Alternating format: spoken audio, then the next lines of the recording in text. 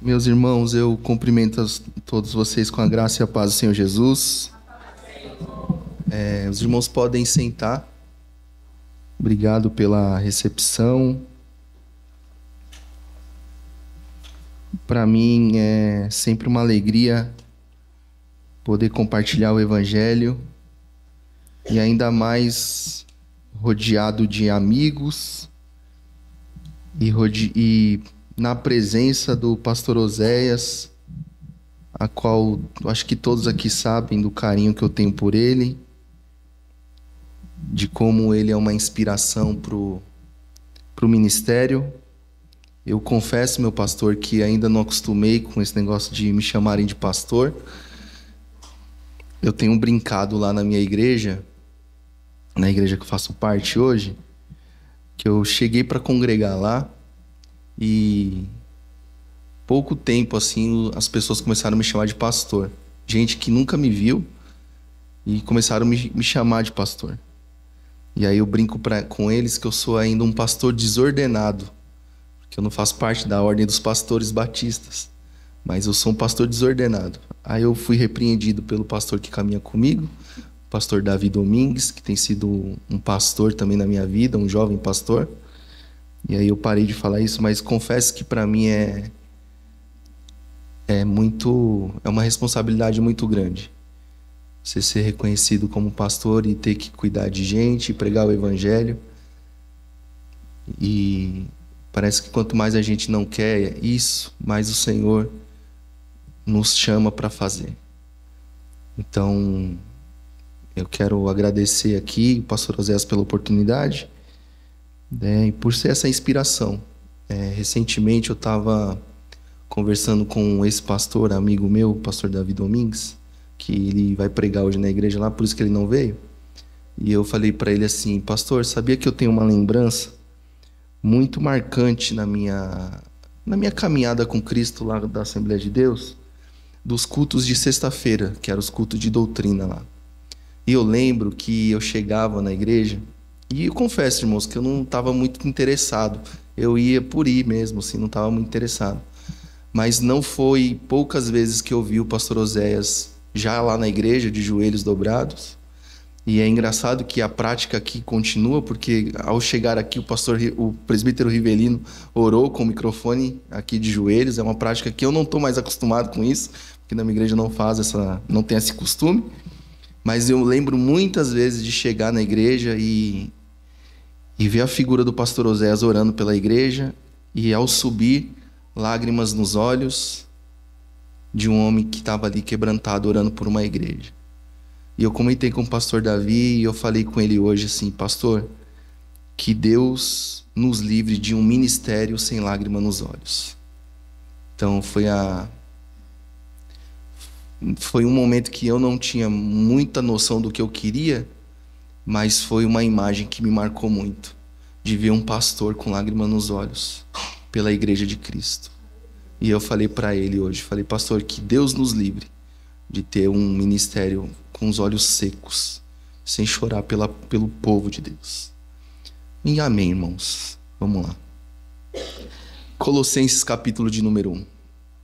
Que bênção. Não combinei nada com os meninos, mas está desde o começo lendo, falando.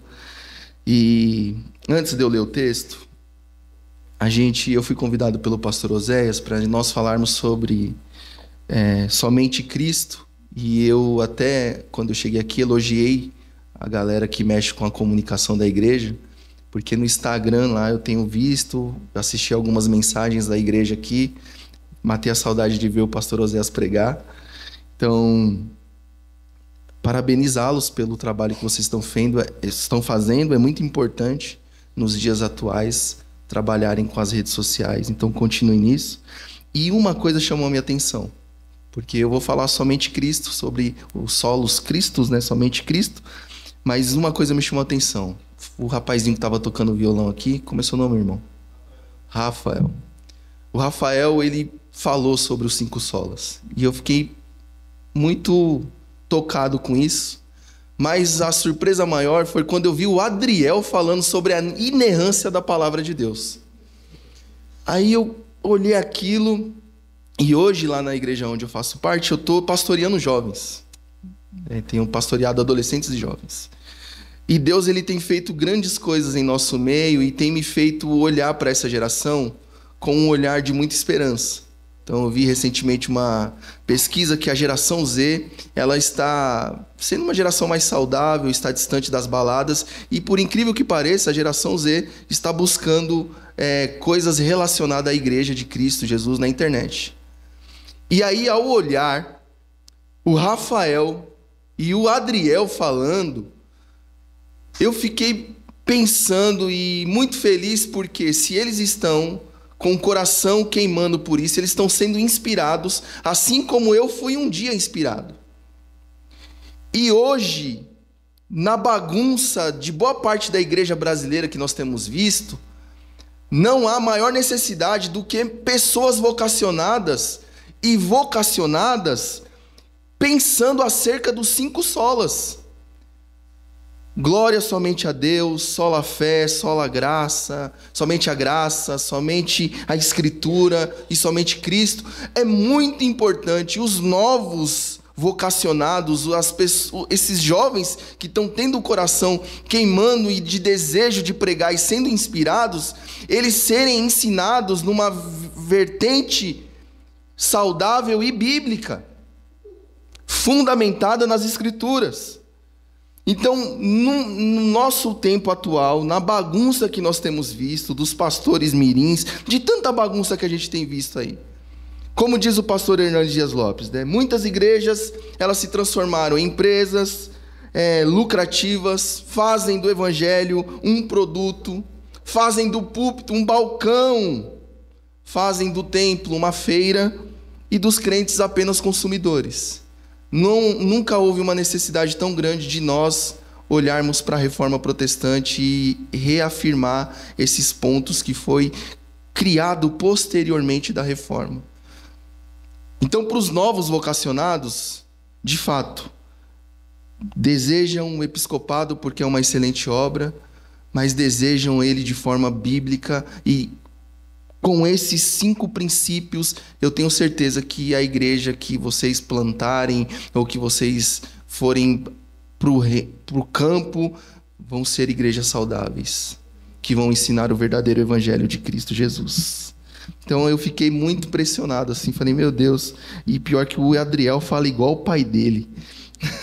Além de parecer fisicamente, fala igualzinho o pai.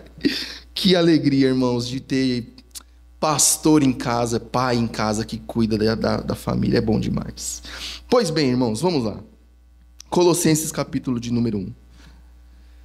Eu vou ler a partir do versículo de número 15. Já foi lido, mas eu vou reafirmar aqui a leitura. Ele é a imagem do Deus invisível, o primogênito sobre toda a criação, pois nele foram criadas todas as coisas nos céus e na terra, as visíveis e as invisíveis, sejam tronos ou soberanias, poderes ou autoridades. Todas as coisas foram criadas por ele e para ele. Ele é antes de todas as coisas, e nele tudo subsiste. Ele é a cabeça do corpo, que é a igreja. É o princípio e o primogênito dentre os mortos, para que em tudo tenha a supremacia, pois foi do agrado de Deus que nele habitasse toda a plenitude, e por meio dele reconciliasse consigo todas as coisas, tanto as que estão na terra, quanto as que estão nos céus, estabelecendo a paz pelo seu sangue derramado na cruz. Antes, nós, estávamos separados de Deus, e na mente de vocês eram inimigos por causa do mau procedimento de vocês. Mas agora, ele os reconciliou pelo corpo físico de Cristo, mediante a morte, para apresentá-los diante dele, santos, inculpáveis e livres de qualquer acusação, desde que continuem alicerçados e firmes na fé, sem se afastarem da esperança do Evangelho, que vocês ouviram e que tem sido proclamado a todos os que estão debaixo do céu. Esse é o evangelho do qual eu, Paulo, me tornei ministro. Oremos mais uma vez, para que Deus nos conduza na exposição do texto e para que o Espírito Santo tenha total liberdade para trazer transformação aos nossos corações, à nossa mente, trazer temor, para que de alguma forma nós continuemos a perceber a presença do Senhor que é tão real em nosso meio. Querido Deus, querido Pai, em nome do Teu Filho amado Jesus Cristo, a quem nós devemos honra e louvor para todos sempre. Senhor, obrigado por ter nos chamado, por ter nos salvado e por ter nos escolhido como mensageiros do Evangelho. Senhor, que nessa noite Teu nome receba toda a honra e toda a fama.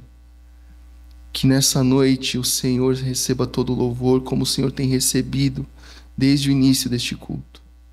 Senhor, que esse culto seja para a glória do Teu nome. Mais uma vez eu te peço, Senhor, consciente dos meus pecados, das minhas limitações, das minhas fraquezas. Mais uma vez eu te peço, Senhor, fale conosco, fale com a Tua igreja. Fale com esta igreja amada, Senhor, que tem sido pastoreada pelo Teu servo. Que nessa noite, Senhor, seja uma noite de encontro, de resposta, de transformação e de edificação do Seu povo. Que possamos sair daqui, Senhor, com o nosso coração mais desejoso em amá-lo, em obedecê-lo, em honrá-lo, em temer o Teu santo nome, Senhor. Fale aos nossos corações. Venha sobre nós. Revela mais uma vez a Tua beleza, Senhor.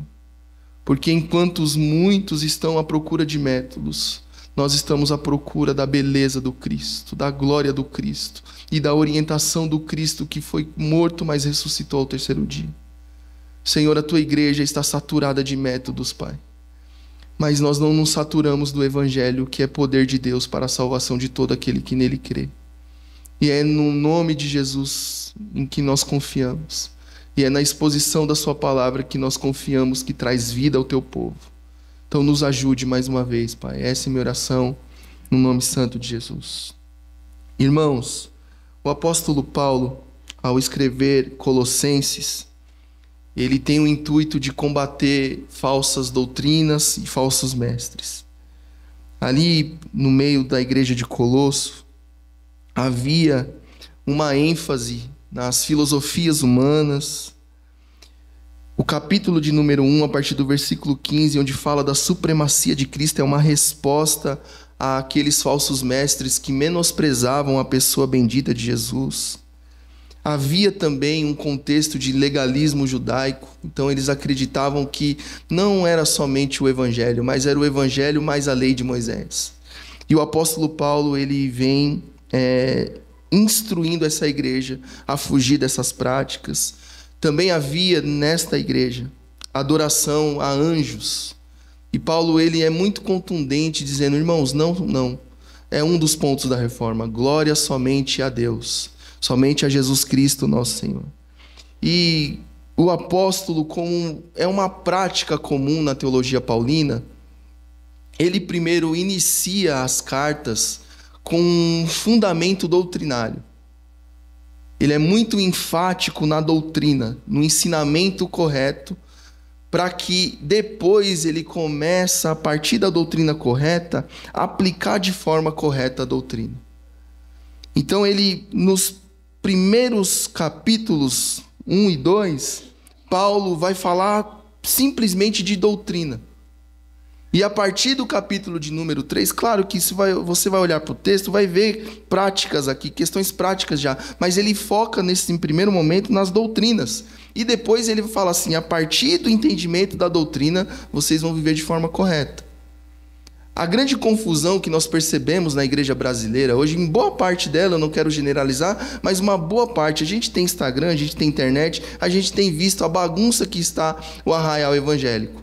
Muito se dá porque, em nome de uma má interpretação bíblica, Homens que são falsos mestres, muitas vezes, eles não ensinam de forma correta a doutrina, e por não ensinarem de forma correta a doutrina dos apóstolos, a prática da igreja também vai ser uma prática incorreta e que não agrada ao nosso Deus, nosso Senhor.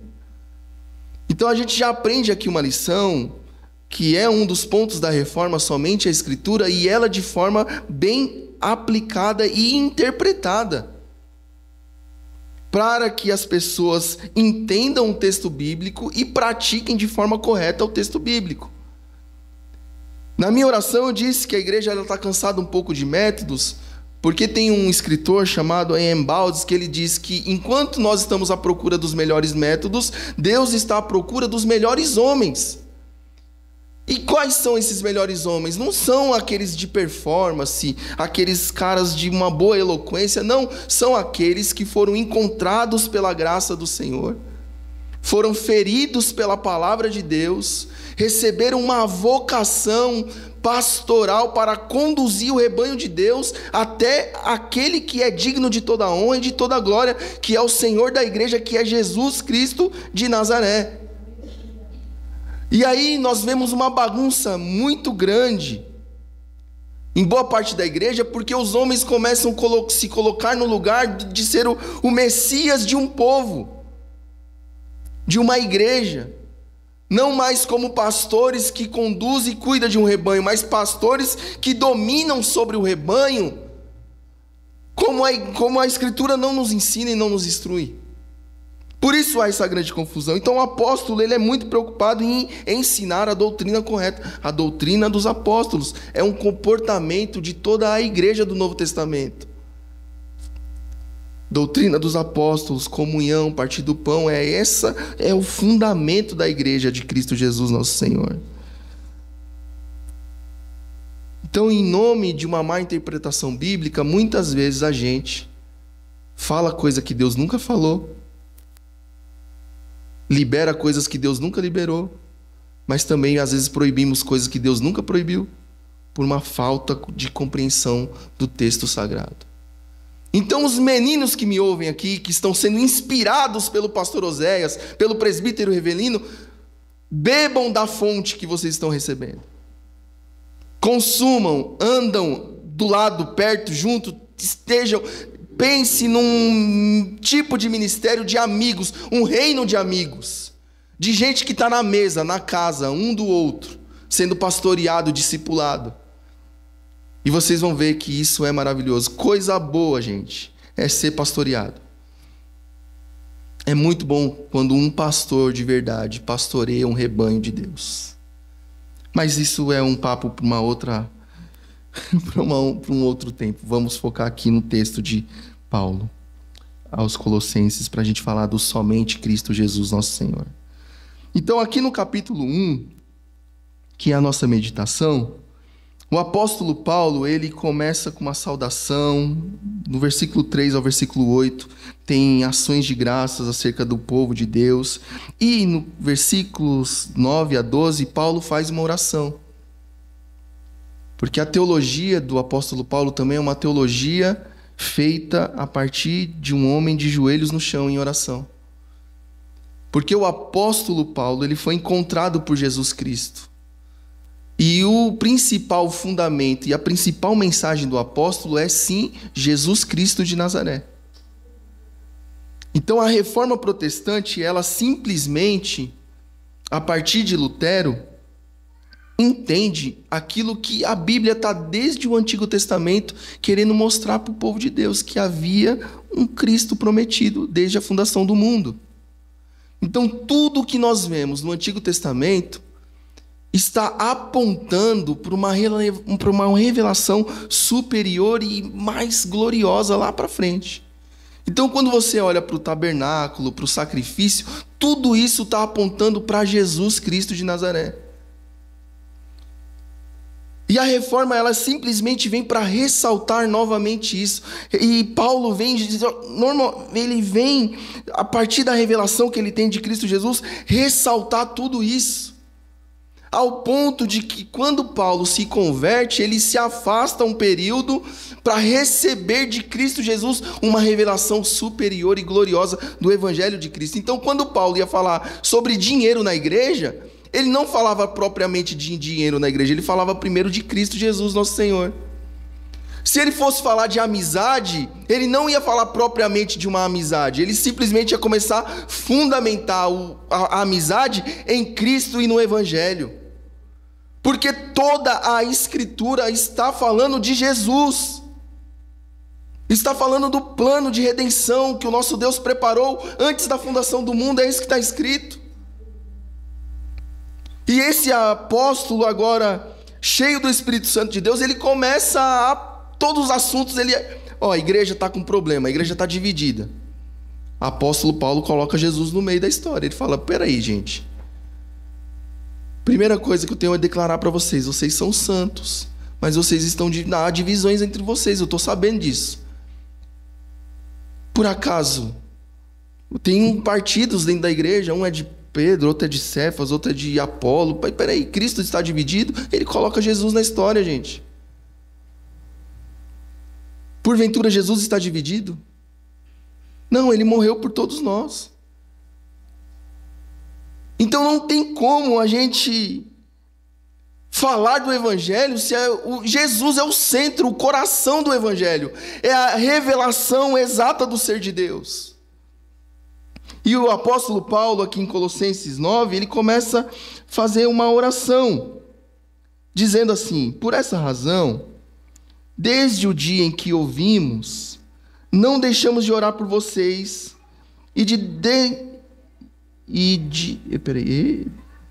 não deixamos de orar por vocês e de pedir que sejam cheios do pleno conhecimento da vontade de Deus, com toda sabedoria e entendimento espiritual. E isso para que vocês vivam de maneira digna do Senhor e em tudo possam agradá-lo, frutificando em toda boa obra, crescendo no conhecimento de Deus e sendo fortalecidos com todo o poder, de acordo com a força da sua glória, para que tenham toda a perseverança e paciência com alegria, dando graças ao Pai, que nos tornou dignos de participar da herança dos santos no reino da luz, pois Ele nos resgatou do domínio das trevas e nos transportou para o reino do seu Filho amado, em quem temos a redenção, a saber, o perdão dos nossos pecados. O apóstolo Paulo está fazendo uma oração por esses irmãos, dizendo, olha, Deus nos resgatou dos domínios das trevas, nos transportou para o reino do seu Filho amado, em quem temos a redenção, a saber, o perdão dos nossos pecados.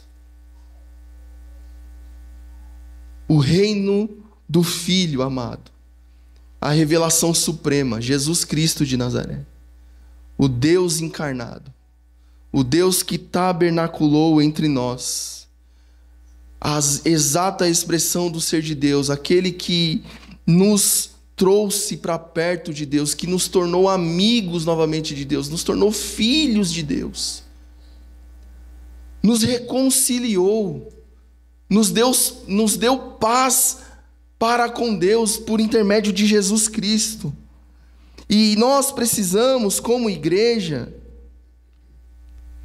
viver nessa realidade de entendimento, porque crescer em Deus é crescer em Cristo Jesus, nosso Senhor. Muitas vezes a gente acha que o Evangelho é só o início da jornada, é só para novo convertido. É só o novo convertido que precisa participar da classe de batismo, e aí a gente fala do Evangelho para o novo convertido, e aí ele, beleza, entendeu o Evangelho, agora vamos partir para coisas mais superiores da Escritura. Não, irmãos, não há nada mais superior do que o Evangelho de Cristo Jesus, nosso Senhor. Não há nada comparável. O que é a discussão calvinismo e arminianismo diante do Evangelho de Cristo Jesus? É nada, irmãos. Porque o Evangelho é a mensagem que é o poder de Deus que transforma o mundo. Essa é a revelação que o apóstolo está dizendo aqui Nós participávamos de um reino de trevas e agora, por meio de Jesus, pela fé em Jesus, nós fomos reconciliados com Deus. E à medida em que nós crescemos em maturidade, é à medida que nós compreendemos cada vez mais isso. Ou você acha que o apóstolo Paulo, na sua última carta que está escrita lá em Timóteo, ele diz assim, eu estou sendo entregue, eu sou o principal dos pecadores. Por que o apóstolo Paulo está dizendo isso? Um homem que foi até os céus e viu a glória do Cristo. Porque ele já era um homem maduro, mas ele reconhecia o poder do evangelho na vida dele. E todos nós que estamos aqui precisamos reconhecer esse poder do evangelho em nossas vidas. E por isso que eu não creio, irmãos, que cristãos são pessoas arrogantes e prepotentes. Porque quando nós reconhecemos a nossa finitude, os nossos pecados, os nossos maus pensamentos, os nossos maus procedimentos, que muitas vezes por um verniz de religiosidade a gente tenta disfarçar aqui, disfarçar ali, mas o nosso Deus, que conhece o íntimo do nosso coração, revela todas as más obras do nosso coração. E à medida que Ele revela isso, se você de fato é um crente em Cristo Jesus, Cristo se revela de uma forma mais poderosa ao seu coração. Porque Ele é a revelação exata do ser de Deus. E aqui, a partir do versículo 15, Paulo vai falar dessa supremacia de Jesus. E o interessante é que, do versículo de 15 ao 17, Paulo vai falar da supremacia de Cristo sobre a criação. Tá claro, irmãos? Estão entendendo? Porque eu sinto vontade de ir para um monte de texto assim, eu não quero me perder. Então o apóstolo Paulo aqui, ele vai falar da supremacia de Cristo acerca da criação, como Cristo é supremo sobre toda a criação. E aí eu me lembro de Hebreus, aonde o escritor aos Hebreus começa a falar, olha, o meu filho, outrora eu falava por meio de vários lugares, mas agora eu falo por meio do meu filho Jesus. Ele é superior à lei, ele é superior a Moisés, ele é superior a anjos. Cristo é tudo que nós temos. Cristo é o melhor presente que nós poderíamos receber de Deus, é Jesus. Se Deus quisesse não nos dar nada a partir de hoje, irmãos, Ele já nos deu tudo, que foi o seu Filho amado, Jesus Cristo. Nós já temos tudo, não podemos sentir falta de nada, porque temos Jesus Cristo de Nazaré. E era isso a ideia da reforma, do somente Cristo, somente Ele, solos Cristos. E aí ele diz assim, Ele é a imagem do Deus invisível. João 1 vai falar que Ele é o Verbo, e o Verbo se fez carne, Ele é a palavra. Ele estava desde o princípio na criação, criando todas as coisas. E agora Paulo está dizendo, Ele é a imagem do Deus invisível. Olha que profundidade disso. O nosso Deus Espírito, o Pai glorioso, poderoso, agora Ele em Cristo se revela de forma humana. Como diz Paulo em Filipenses, Cristo se esvaziou da sua glória e tabernaculou, encarnou em nós. Irmãos, isso aqui é tremendo demais. Vocês têm noção? A exemplo do nosso irmão Theo, que está no colo ali da nossa irmã, filho do presbítero Revelino, o nosso Cristo foi um bebê, irmãos. O Deus glorioso encarnou. Que alegria! Um bebê, um Deus. Isso é loucura para o grego, é loucura para todos nós, porque um bebê, irmãos, era o salvador do mundo. Um bebê numa manjedoura recebeu glória, recebeu adoração, porque ele era Deus, um bebê, um Deus encarnado. A glória de Deus encarnada num bebê, irmãos. Por isso que o aborto é algo terrível. Nosso Deus encarnou um bebezinho, uma imagem de Deus, alguém vulnerável, alguém dependente do pai e da mãe. Ali estava o Salvador do mundo. Aonde o bebê Jesus chegava, ele era adorado.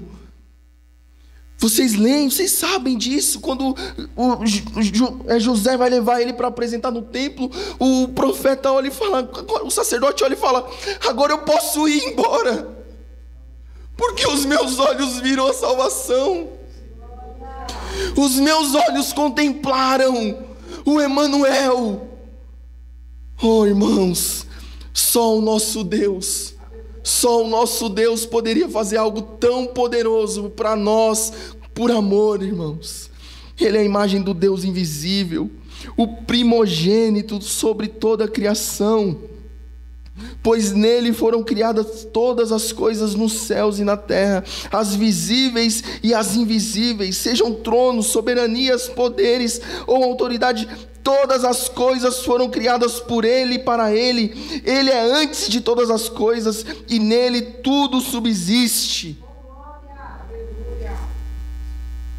Eu não sei se acontece com vocês, mas acontece muito comigo. E eu falo bastante para os jovens lá na igreja.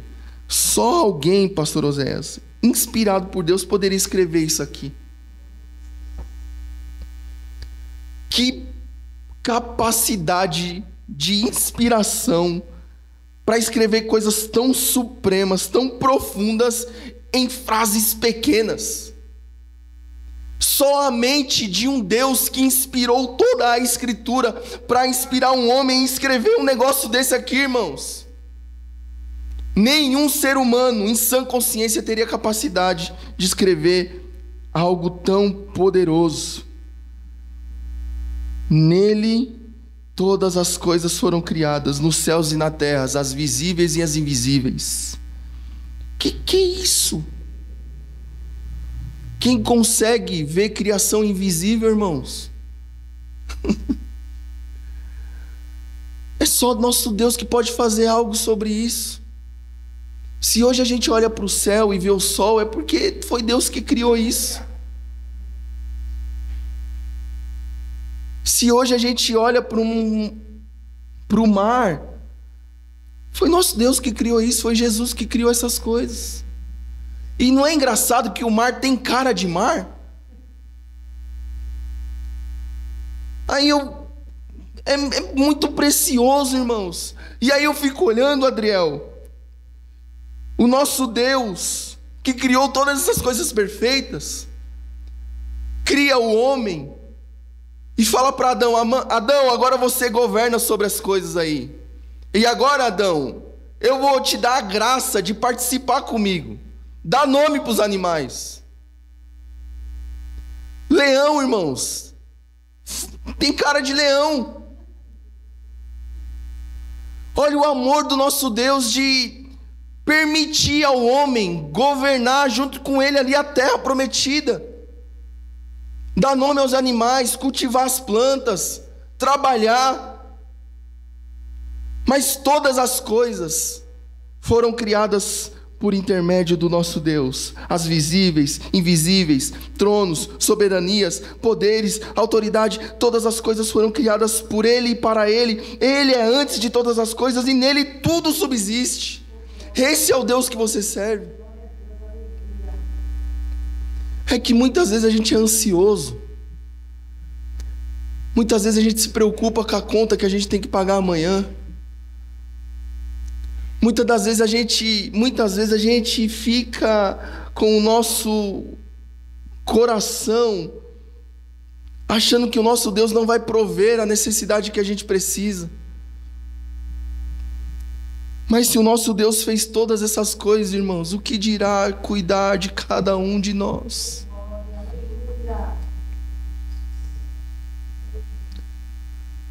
O Deus que mantém todas as coisas funcionando neste mundo,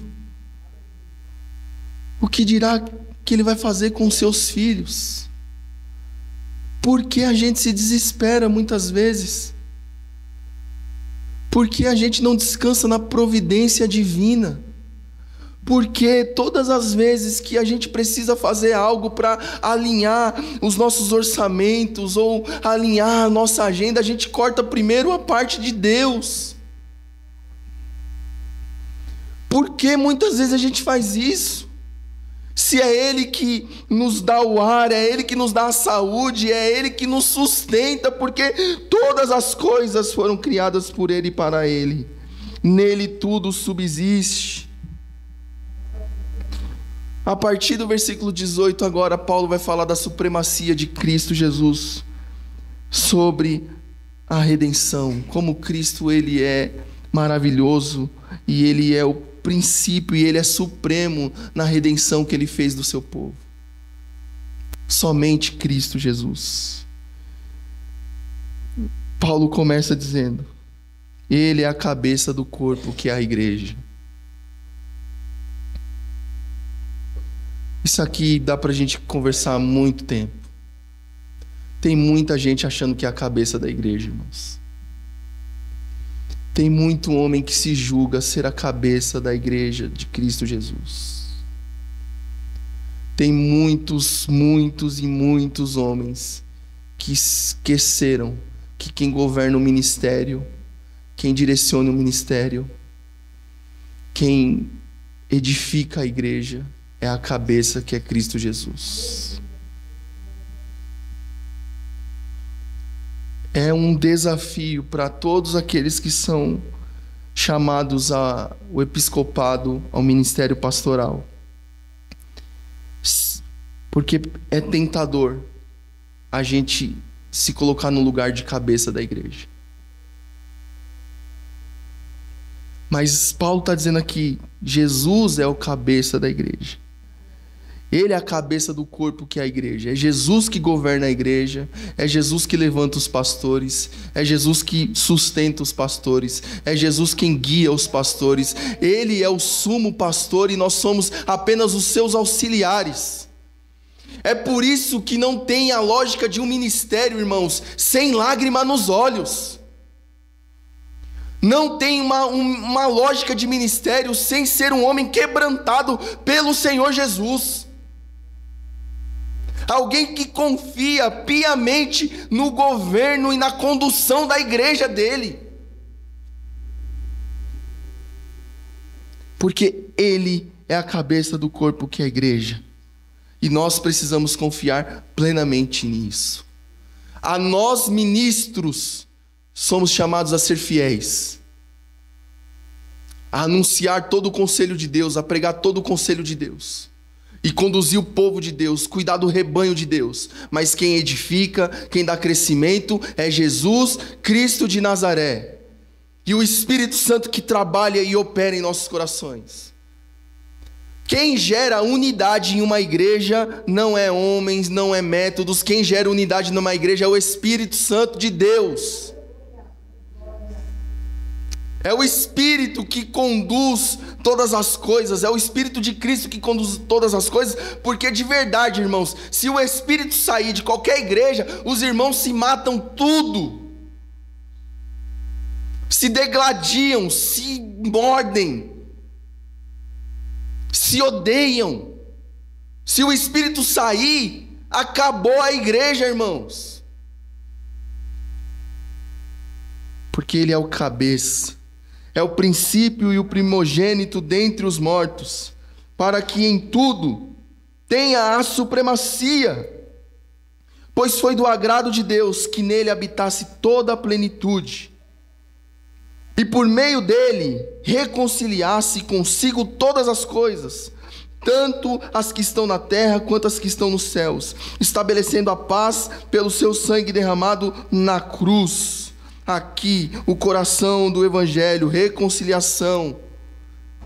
Jesus, por meio dele, do agrado de Deus, que nele habitasse toda a supremacia, toda a glória, como foi cantado aqui, a coroa. Coroamos a ti, Rei Jesus. O Senhor é supremo, o Senhor é sobre todos, somente Cristo, somente por meio de Cristo que somos salvos.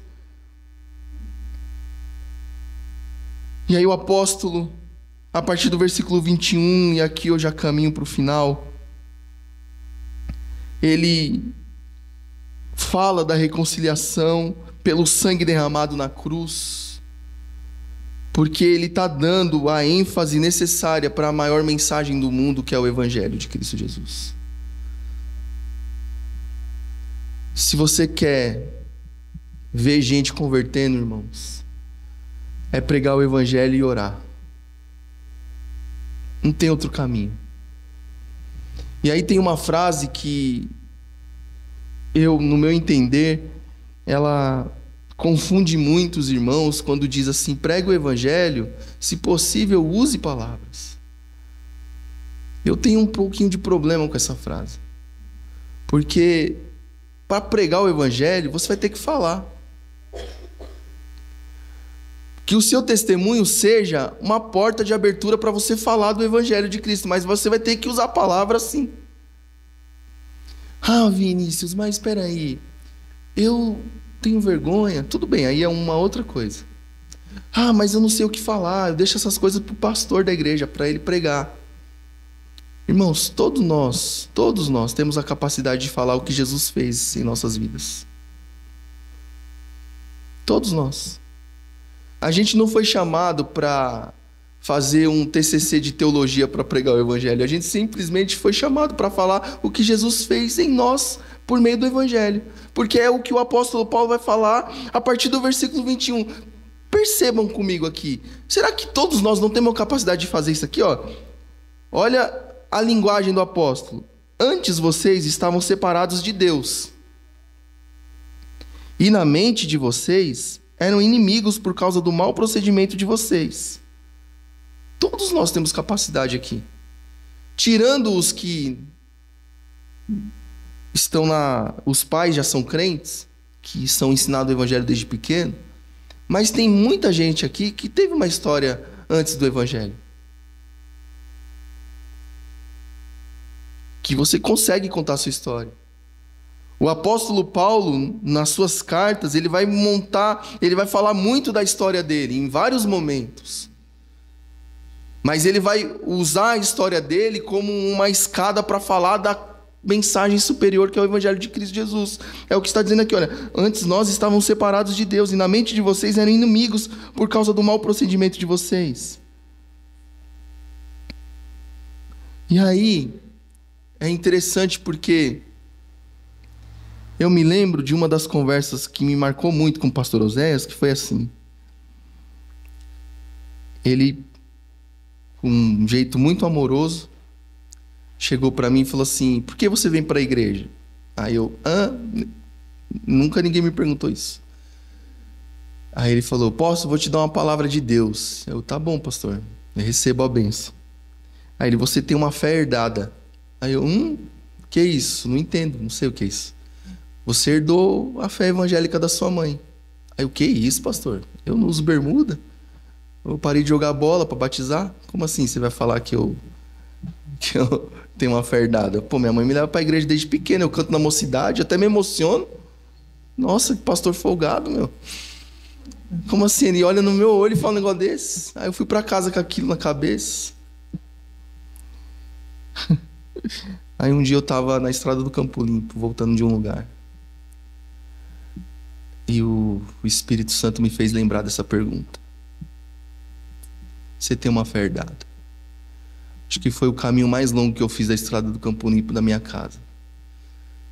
Pensando na realidade da minha alma, que ela poderia estar indo para o inferno, porque eu não conhecia o Evangelho de Jesus. E naquele momento eu entendi que eu precisava de um Salvador. Que eu precisava entregar a minha vida a Cristo Jesus. Não foi nada espetacular, irmãos. Eu não caí para trás, eu não arrepiei. Mas naquele caminho, indo para minha casa, escamas como caindo dos meus olhos. E o meu coração sendo tomado por um profundo amor. Ali eu entendi que Jesus havia me encontrado. Ali eu compreendi que não habitava mais o Vinícius carnal, mas sim o Espírito Santo de Deus convencendo o principal dos pecadores. Mas e aí, Vini? E depois disso? Depois disso eu conheci a minha esposa, que foi a minha namorada. E uma bagunça, irmãos, uma confusão terrível. O mau procedimento de vocês. Mas agora ele os reconciliou pelo corpo físico de Cristo, mediante a morte, para apresentá-los diante dele santos, inculpáveis e livres de qualquer acusação, desde que continuem alicerçados e firmes na fé. Então, no caminho da estrada do Campo Limpo até o Regina, aconteceu algo aqui dentro. Mas ainda existia muita confusão ainda. É o que o apóstolo está falando aqui, olha.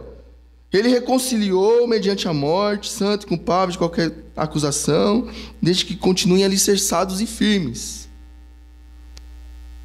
Então, se você, irmãos, tiver que falar algo, fala da sua história, que quando você foi transformado pelo Senhor. Porque depois veio um outro momento na minha vida, que foi aonde teve o pastoreio do pastor Oséias. De a fé que foi gerada a partir de uma pergunta pelo Espírito Santo. Mas depois teve um pastoreio, um discipulado, um cuidado.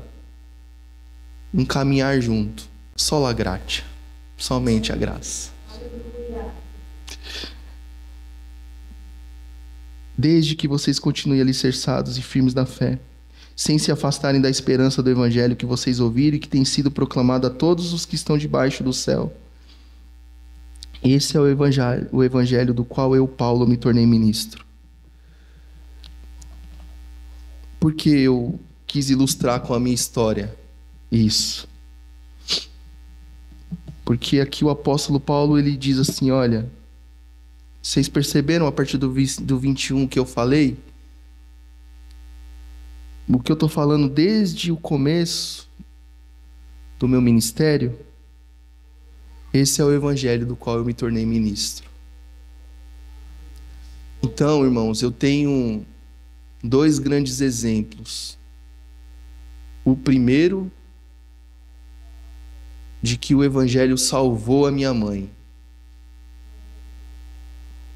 O evangelho, Jesus, salvou a minha mãe. E o segundo é que Jesus me salvou. Jesus me salvou. E é esse evangelho do qual eu sou ministro. E ele não só me salvou, como me deu o privilégio de falar do evangelho dele. E Jesus um dia disse, a quem muito é perdoado, muito ama. Eu sei, irmãos, que se não fosse o evangelho de Cristo Jesus, eu não teria nenhuma perspectiva de vida. Jesus me encontrou. Jesus me salvou. E Jesus me fez um ministro do evangelho. E é por isso que eu digo, não tem como ter a lógica de um ministério sem lágrima nos olhos, quando nós olhamos para o Cristo da cruz, que se entregou por nós por amor. E é por isso que eu me junto com os irmãos reformadores e digo, somente Cristo Jesus.